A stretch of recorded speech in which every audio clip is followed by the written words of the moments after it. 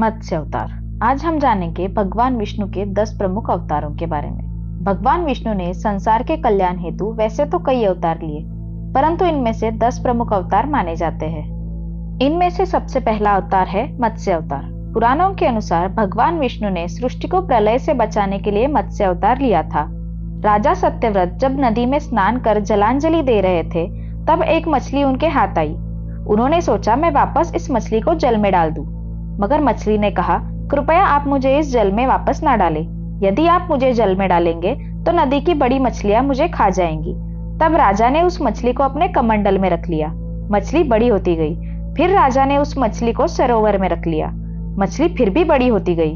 राजा अब जान गया था कि यह एक साधारण मछली नहीं है। तब उसने उस मछली को वास्तविक रूप में आने की प्रार्थना की। राजा की प्रार्थना सुन भगवान विष्णु अपने रूप में प्रकट हो गए और उन्होंने कहा, सुनो राजा सत्यव्रत, आज से ठीक 7 दिन बाद जब सृष्टि में प्रलय होगा, तब मेरी प्रेरणा से एक नाव आएगी।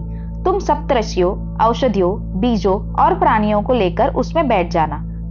जब तुम्हारी नाव डगमगाने लगे, तब मैं अपने मत्स्य रूप में तुम्हारे पास आऊंगा। तब तुम वासुकी नाग द्वारा उस नाव को मेरे सिंग से बांध लेना। इसी प्रकार भगवान विष्णु ने मत्स्य अवतार में सृष्टि को प्रलय से बचा लिया था। कूर्म अवतार। धर्म ग्रंथों के अनुसार भगवान विष्णु ने कूर्म यानी कछुए का अवतार धारण कर समुद्र मंथन में सहायता की थी। इस अवतार को कश्यप अवतार भी कहा जाता है। एक बार ऋषि दुर्वासा ने देवों के राजा इंद्र को श्राप देकर श्रीहीन कर दिया था। इंद्र मदद के लिए भगवान विष्णु के पास गए। तब विष्णु ने उन्हें समुद्र मंथन करने की सलाह दी। समुद्र मंथन देवताओं और दैत्यों के साथ करना निश्चित हो गया।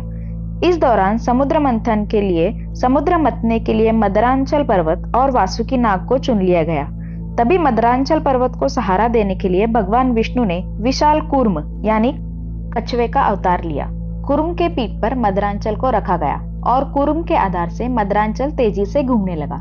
इसी प्रकार समुद्र मंथन का कार्य सफल हो गया। समुद्र मंथन का डिटेल वीडियो डिस्क्रिप्शन बॉक्स या यूट्यूब चैनल पर अवेलेबल है। वराह अवतार। धर्म ग्रंथों के अनुसार भगवान विष्णु ने एक अवतार वराह के रूप में भी लिया था, जिसकी कथा कुछ इस प्रकार है कि जब पुरातन समय में दैत्य हिरण्याक्ष ने पृथ्वी को छुपा दिया था, तब ब्रह्मा जी की नाक से भगवान विष्णु ने वराह रूप में अवतार लिया था। उन्होंने पृथ्वी को ढूंढना प्रारंभ किया और पृथ्वी का पता लगने पर अपने दांतों पर रखकर सागर से बाहर आ गए। यह देखने के बाद हिरण्याक्ष ने भगवान विष्णु के वराह अवतार को युद्ध के लिए ललकारा। दोनों के बीच युद्ध हुआ और भगवान विष्णु ने हिरण्याक्ष का वध कर दिया। नरसिंह अवतार। भगवान विष्णु ने नरसिंह अवतार लेकर दैत्यों के राजा हिरण्यकश्यप का वध कर दिया था। हिरण्यकश्यप खुद को सर्वश्रेष्ठ मानता था। उसे न मनुष्य, देवता, पशु, पक्षी, न दिन, न रात, न अस्त्र, न शस्त्र, न धरती, न आकाश में मरने का वरदान प्राप्त था। उसके राज्य में भगवान विष्णु की श्रद्धा करने पर दंड दिया जाता था। उसके पुत्र का नाम प्रहलाद था। वह बचपन से भगवान विष्णु का भक्त था। यह बात जब हिरण्यकश्यप को पता चली, वह काफी क्रोधित हो गया। उसके लाख समझाने के बाद भी जब प्रहलाद नहीं माना, तब प्रहलाद को उसने मृत्यु दंड की शिक्षा सुनाई। वह भगवान विष्णु के चमत्कार से बच गया। जब उसके बाद हिरण्यकश्यप स्वयं प्रहलाद को मारने लगा, तब भगवान एक खंबे में से नरसिंह अवतार लेकर प्रकट हुए और हिरण्यकश्यप को अपने नाखूनों से मार डाला। वामन अवतार। सतयुग में प्रहलाद के पुत्र दैत्यराज बलि ने स्वर्गलोक पर कब्जा कर लिया था। इस बात को परेशान होकर सब विष्णु के पास चले गए। विष्णु ने स्वयं वामन अवतार लेकर स्वर्ग को वापस लाने का आश्वासन दिया। एक बार राजा बलि जब महान यज्ञ कर रहे थे, तब भगवान वामन अवतार धारण कर बलि के यज्ञशाला में पहुंच गए और उन्होंने राजा बलि से 3 पग जमीन मांगी। बलि के गुरु शुक्राचार्य भगवान की लीला जान गए थे। उनके मना करने के बावजूद राजा बलि 3 पग जमीन देने के लिए राजी हो गए। तब वामन ने अपना विशाल स्वरूप धारण कर 1 पग पृथ्वी, 1 पग स्वर्गलोक पर रख दिया। जब राजा बलि के पास और कुछ बचा नहीं था, तब उन्होंने भगवान वामन को अपना पग उसके सर पर रखने को कह दिया। भगवान ने अपना पैर रखने पर राजा बलि सूत्रलोक पहुंच गया। बलि की दानवीरता को देखकर भगवान ने उसे सूत्रलोक का स्वामी बना दिया और देवताओं को स्वर्ग वापस दिला दिया। श्री राम अवतार। त्रेता युग में दैत्य रावण का बहुत आतंक था। उससे देवता भी डरते थे। उसके वध के लिए भगवान विष्णु ने राजा दशरथ और उनकी पत्नी कौशल्या के गर्भ से जन्म लिया था। और अपनी दूसरी माता कैकेयी के कारण वनवास पर चले गए थे।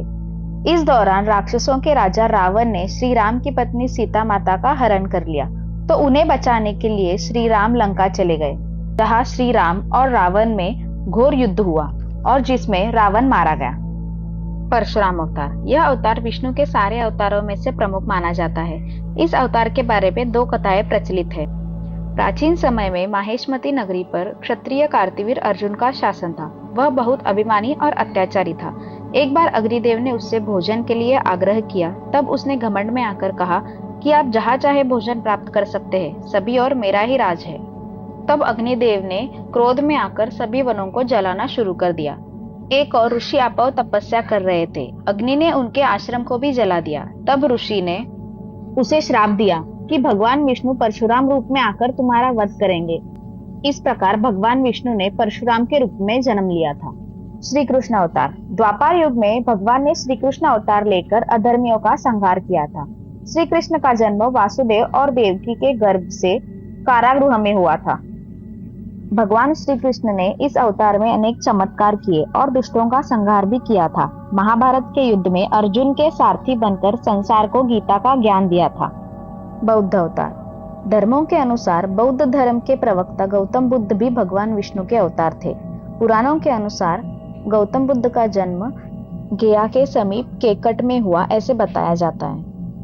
कल्कि अवतार, धर्म ग्रंथों के अनुसार भगवान विष्णु कल्कि के रूप में अवतार लेंगे। कल्कि अवतार कलयुग के अंत और सतयुग के प्रारंभ करने हेतु लिया जाएगा। पुराणों के अनुसार भगवान कल्कि देवदत्त नामक घोड़े पर विराजमान होकर संसार से अधर्मियों का विनाश करेंगे और धर्म की पुनः स्थापना करेंगे, तभी सतयुग का प्रारंभ होगा। तो ये थे भगवान विष्णु के 10 अवतार। आपको वीडियो कैसा लगा जरूर बताना।